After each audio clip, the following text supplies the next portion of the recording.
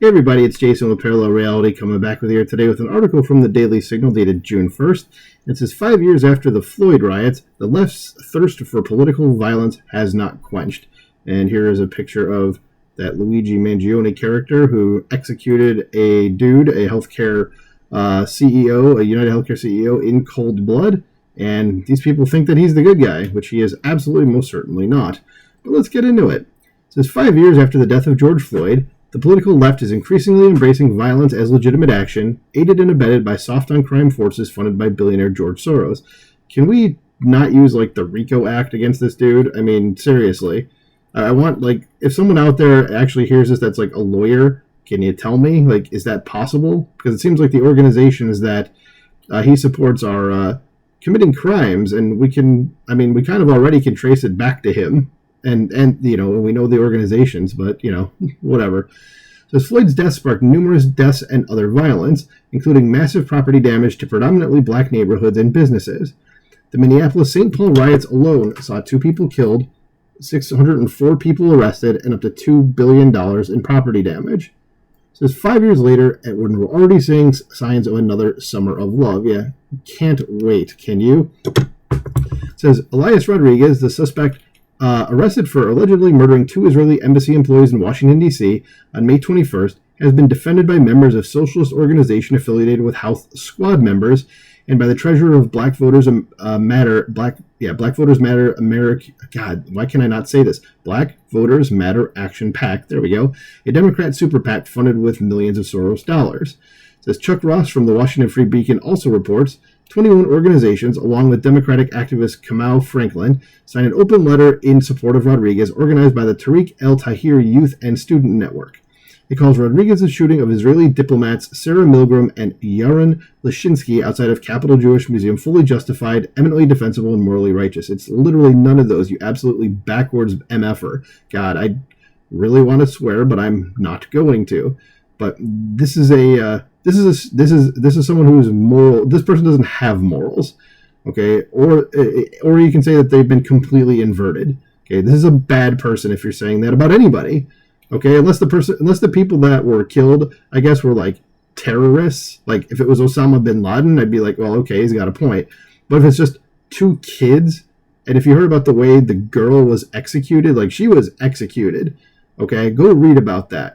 Okay, if you can say that was justified, sorry, you're the bad guy. Let's go on here because I'm getting riled up just by thinking about that. It says, the poll released in April by the Network Contagion Research Institute reported that among left-leaning respondents, 55% felt it would be at least somewhat justified to, I'm not going to say the next part because YouTube might say that, and there might be people showing up here, even though I don't want that to happen, but, to remove the president, we'll just put it that way. It says, while 48% said the same thing about Tesla CEO Elon Musk, who headed the Federal Department of Government Efficiency Effort, or DOGE. Says, relatedly, 57.6% of left-leaning respondents, and a disturbing nearly 40% of respondents overall, believe that destroying Tesla dealerships was somewhat acceptable. This helps explain the rash of violent instigators throwing Molotov cocktails at Tesla dealerships and vandalizing Tesla vehicles. Disappointingly, but not surprisingly, the 33-year-old man arrested for allegedly causing $21,000 in damages to 6 Tesla vehicles in Minneapolis will not be charged by Soros-funded Hennepin County attorney Mary Moriarty. Yeah, go look her up, too. She's a nutbag. Says, in a supreme act of hypocrisy, Moriarty previously charged a 19-year-old woman with no criminal record with a felony for keying a coworker's car with damages of only $7,000. Seems Moriarty provides mercy for politically motivated crimes. Yes, and if you're doing that, again, you're not the good person you think you are, okay? Because over numerous campaign cycles, Soros' team funneled millions of dollars to public prosecutor candidates in hope that they would go soft on crime in the name of social justice. Yeah, how's that going for all the places that elected them? Not very good, is it? As in 2016, Politico called it Soros' quiet overhaul of the U.S. justice system. As writers like Jason Riley of the Manhattan Institute show, this overhaul actually harms vulnerable populations, and whoops, guess that didn't work out the way he wanted, says including racial minorities, backfiring against the intended goal, which was kind of always going to be the case if you even think about it for a second. As a result, vulnerable, there we go, people became even more exposed to violent crime. As the author of the Network Contagion Research Institute report said, they found a statistically higher endorsement of political murder on the left, 41% more than among right-leaning participants.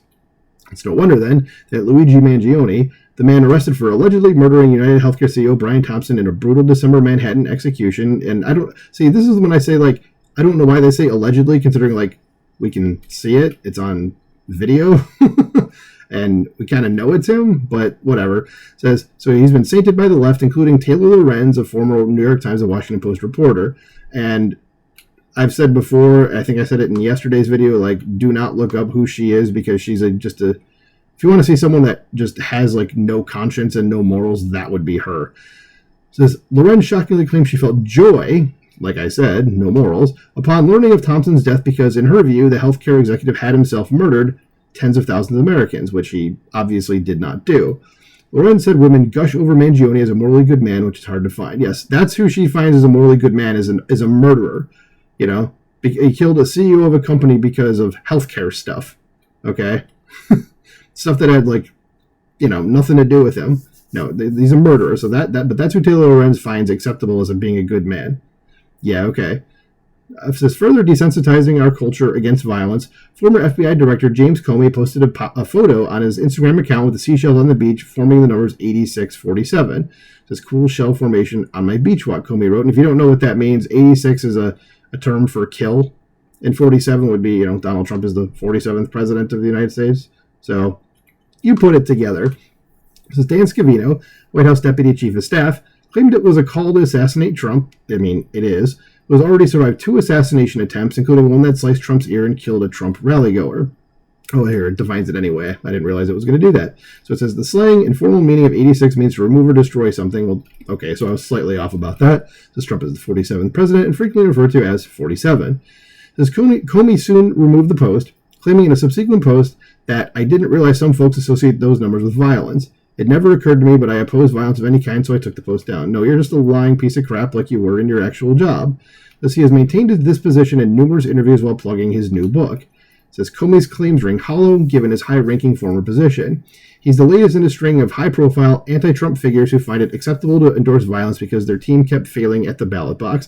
Yeah, I mean, like, you're trying to tell me that the FBI director didn't know that 86 was a euphemism for to remove or destroy something or to kill it? Yeah, okay. It says 5 years after Floyd's death, the left remains a dangerous threat to democracy. Our country deserves better. I don't disagree with that. They do remain a dangerous threat, and you can already see it happening with, you know, just like the ICE stuff that's going on out there with violent people showing up to try to hurt the ICE people who are actually doing their jobs and doing the right thing.